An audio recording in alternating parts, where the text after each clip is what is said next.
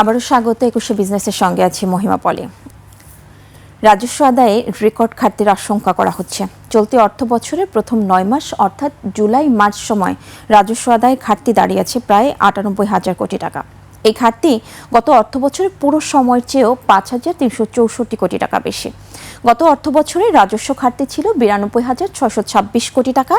এটি ছিল ঘাটতির রেকর্ড। তবে রাজস্ব আদায় ঘাটতি বাড়লেও প্রবৃদ্ধি হয়েছে ১১.১৫%। এনবিআর এর প্রকাশিত প্রতিবেদনে দেখা গেছে চলতি অর্থ বছরের প্রথম ৯ মাসে আয়কর, আমদানি শুল্ক ও মূসক খাত থেকে ২,৮৭,৬৬২ কোটি টাকার রাজস্ব আদায় হয়েছে। এ সময় লক্ষ্যমাত্রা ছিল ৩,৮৫,৮৫২ কোটি টাকা, অর্থাৎ রাজস্ব আদায়ে ঘাটতি ৯৭,৯৯০ কোটি টাকা। অর্থ বছরের প্রথম ৯ মাসে আয়কর খাতে ঘাটতি ৪০,৬১৭ কোটি টাকা, ভ্যাট বা মূসকের ঘাটতি হয়েছে ৩৪,৪০০ কোটি টাকা। এছাড়া অর্থ বছরের প্রথম ৯ মাসে কাস্টমস অনুবিভাগ খাতে রাজস্ব আদায়ের ঘাটতি হয়েছে ২২,৯৭৩ কোটি টাকা।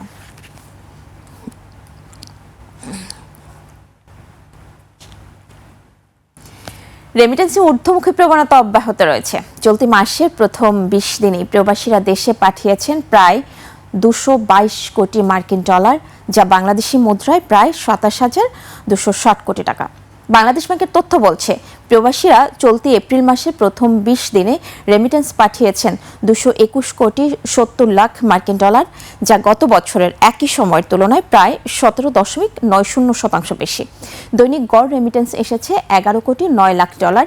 এছাড়া চলতি অর্থ বছরের ২০ এপ্রিল পর্যন্ত সামগ্রিক রেমিটেন্স এসেছে ২,৮৪২ কোটি ৬০ লাখ ডলার, যা গত অর্থ বছরের একই সময়ের চেয়ে ২০.১০% বেশি। এদিকে রেমিটেন্সে ভর করে বাড়ছে রিজার্ভ। গ্রস রিজার্ভ ছাড়িয়েছে ৩৫.১২ বিলিয়ন ডলার, আর BPM6 অনুযায়ী রিজার্ভ এখন ৩০.৪৬ বিলিয়ন মার্কিন ডলার।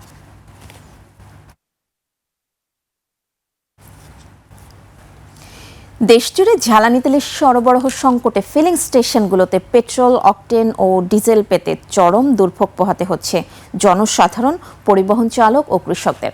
সকাল থেকেই ডিজেল, পেট্রোল ও অকটেন সরবরাহ না থাকায় ফিলিং স্টেশনগুলোতে বাস, ট্রাক, প্রাইভেট কার ও মোটরসাইকেলের দীর্ঘ সারি দেখা যায়। অনেক মোটরসাইকেল চালক একাধিক পাম্প খুঁড়েও তেল পাচ্ছেন না। জ্বালানি তেল সংকটে ফিলিং স্টেশনগুলোতে চরম ভোগান্তি দেখা দিয়েছে।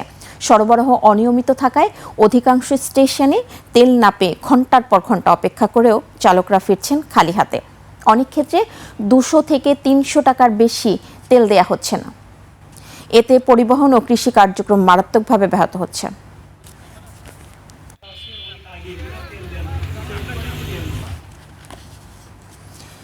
চলতি এপ্রিলের শেষ দিকে রূপপুর পারমাণবিক বিদ্যুৎ কেন্দ্রের প্রথম ইউনিটে ইউরেনিয়াম জ্বালানি লোডিং শুরু করতে চলছে জোর তৎপরতা। দীর্ঘ প্রতীক্ষার পর সম্প্রতি রূপপুর পারমাণবিক বিদ্যুৎ কেন্দ্রের প্রথম ইউনিটে জ্বালানি লোডিং বা কমিশনিং লাইসেন্স অনুমোদন পেয়েছে। প্রথম ইউনিটের বিদ্যুৎ উৎপাদন ক্ষমতা ১২০০ মেগাওয়াট। পারমাণবিক বিদ্যুৎ কেন্দ্রে উৎপাদনের অনুমতি পাওয়ায় স্বস্তি আর আশায় বুক বেঁধেছেন স্থানীয় বাসিন্দারা। পাবনা থেকে রাজিউর রহমান রুমির তথ্য ও চিত্রে মনোয়ার হোসাইনের রিপোর্ট। বাংলাদেশ পরমাণু শক্তি নিয়ন্ত্রণ কর্তৃপক্ষের অনাপত্তিপত্র পাওয়ার পর চলতি এপ্রিলের শেষেই প্রথম ইউনিটে ইউরেনিয়াম জ্বালানি লোডিংয়ের প্রস্তুতি চলছে। সবকিছু ঠিক থাকলে ডিসেম্বরের মধ্যেই ধাপে ধাপে জাতীয় গ্রিডে বিদ্যুৎ সরবরাহ শুরু হতে পারে। এই মুহূর্তে এখান থেকে যদি ১২০০ মেগাওয়াট আসে, তাও অনেকখানি আমাদের লোডশেডিং কমবে। এই মুহূর্তে এটা খুবই হওয়া দরকার, এবং এর আগেও একবার তারিখ দিয়েছিল তারা, সেই তারিখ মতো করতে পারেনি। বড় প্রজেক্টটি এমন হয়। বর্তমান জ্বালানি সংকটের সময়ে এই প্রকল্পকে আশার আলো হিসেবে দেখছেন স্থানীয়রা। তাদের প্রত্যাশা, বিদ্যুৎ উৎপাদন শুরু হলে কৃষি, শিল্প ও ব্যবসায় আসবে নতুন গতি। এটা চালু হলে আমাদের জন্য খুবই ভালো হয় এবং আমরা চাচ্ছি তাড়াতাড়ি হোক। সমগ্র বাংলাদেশের মানুষই উপকৃত হবে। আর জ্বালানি তেলের যে পরিমাণ সংকট চলতেছে, এই সময়টাতে এই আণবিক বিদ্যুৎ কেন্দ্রটা চালু হওয়া অতীব জরুরি। আমাদের যে বর্তমান যে জ্বালানি সংকট, এই সময় যে বিদ্যুতের যে একটা ঘাটতি দেখা দিচ্ছে, এইটা যদি অতি দ্রুত চালু হয় তাহলে আমাদের এই যে বিদ্যুৎ সংকটটা অতি তাড়াতাড়ি কেটে যাবে। এর আগে ৭ই এপ্রিল জ্বালানি লোডিংয়ের পরিকল্পনা থাকলেও কিছু গুরুত্বপূর্ণ ইস্যুর কারণে তা স্থগিত করা হয়। পরে সব নিরাপত্তা ও কারিগরি বিষয় নিশ্চিত করেই দেওয়া হয় কমিশনিং লাইসেন্স। ইতোমধ্যে অগ্নি নিরাপত্তা সহ গুরুত্বপূর্ণ কাজ শেষ হয়েছে। অপারেটর হিসেবে অনুমোদন পেয়েছে এনপিসিবিএল, পাশাপাশি 59 জনকে দেওয়া হয়েছে পার্সোনাল লাইসেন্স। রাশিয়ার সহযোগিতায় নির্মিত এই প্রকল্পের 2টি ইউনিট থেকে মোট 2400 মেগাওয়াট বিদ্যুৎ যুক্ত হবে জাতীয় গ্রিডে, যা দেশের বিদ্যুৎ খাতে আনবে বড় পরিবর্তন। Monowar Hossain, desk report, 21 television. নাব্যতা হারিয়ে মরুভূমিতে পরিণত হয়েছে নেত্রকোনার সোমেশ্বরী নদী। পাহাড়ি ঢলের পাশাপাশি বালু জমে ভরাট হয়ে গেছে নদী। পানি না থাকায় কৃষি জমিতে ফসল আবাদ করতে পারছেন না কৃষকরা। একই সঙ্গে দেখা দিয়েছে মাছের সংকট। এমন পরিস্থিতিতে দ্রুত নদী খনন ও বালু অপসারণের দাবি জানিয়েছেন ক্ষতিগ্রস্ত এলাকাবাসী। নেত্রকোনার প্রতিনিধি মনোরঞ্জন সরকারের তথ্যচিত্রে ডেস্ক রিপোর্ট। নেই পানির ঢেউ, স্রোতের বয়ে চলা, এক সময়ের খরস্রোতা নদী আজ মৃতপ্রায়। নদীতে পানি না থাকায় চরম বিপাকে পড়েছেন কৃষকরা। সেচের পানি সংকটে পড়েছে বিস্তীর্ণ ফসলি জমি। অনেক এলাকায় জমি ফেটে চৌচির হয়ে গেছে, শুকিয়ে গেছে ধান। সবজি চাষাবাদও বন্ধ হওয়ার পথে। পানি নাই, একদম মরুভূমি। এইটার মধ্যে ফসল ফলাইতে গেলে পানির দরকার। আমরা ফসল আদি করতে পারি না, গরু বাছুর দোয়াইতে পারি না, নিজেরা গোসল করতে পারি না। সব দিকেই আমরা দুর্যোগ্য সংকটে আছি, বিরাট সংকটে আছি। কোথায় দিতে আমরা সবই আছি। নদীটি দ্রুতই খনন করার দাবি জানিয়েছেন ক্ষতিগ্রস্ত কৃষক ও এলাকাবাসী। এই নদীটা হলো অনেক গভীর ছিল, আগে অনেক নৌকা এসে বালু টালু উত্তোলন করতো, তখন হলো চাষাবাদের লেগে অনেক সুযোগ সুবিধা হইতো। এই নদী যদি পুনঃখনন করা হয়, আমাদের এই নদীর আশেপাশের যে মানুষ কৃষিকাজ করে তাদের অনেক ভালো হবে। সমস্ত পেশার উপযোগী করতে চায়, পরিবেশ প্রতিবেশ রক্ষা করতে চায়, দ্রুত এটাকে খনন করতে হবে। পানি উন্নয়ন বোর্ড জানায়, জরিপ শেষে নদী খননের বিষয়ে সরকারের উপর মহলে প্রস্তাব পাঠানো হবে। খনন করে আমরা নদীটার নাব্যতা বৃদ্ধি করব, নদীতে যাতে শুষ্ক সময় পানি থাকে, এবং নদী তীরবর্তী কিছু জায়গায় ভাঙন রয়েছে, সেই ভাঙনগুলো আমরা চিহ্নিত করে প্রোটেকশনের ব্যবস্থা গ্রহণ করতেছি আর কি।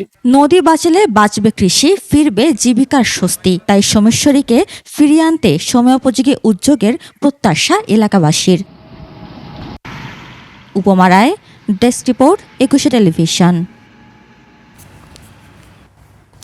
পশ্চিমবঙ্গের নির্বাচনকে কেন্দ্র করে টানা 4 দিন বন্ধ থাকছে বুড়িমারি স্থলবন্দর।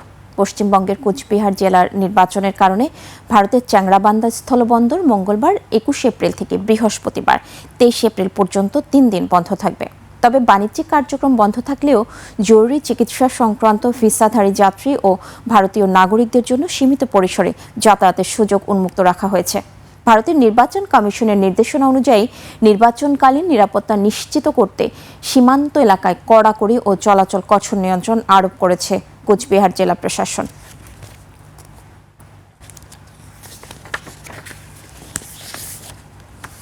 জানাবো এশিয়ার প্রধান শেয়ার বাজারের খবর। সূচকের মিশ্র প্রবণতা দেখা যাচ্ছে এশিয়ার বেশিরভাগ পুঁজিবাজারে। জাপানি শেয়ার বাজার নিকি সূচক 201 পয়েন্ট বেড়ে দাঁড়িয়েছে 59,550 পয়েন্টে।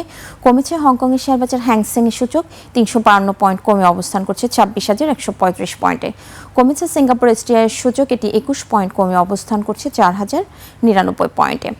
চীনের শেয়ার বাজার সাংহাই কম্পোজিট ইন্ডেক্স অবস্থান করছে 4,097 পয়েন্টে, যা আগের দিনের চেয়ে 12 পয়েন্ট বেশি।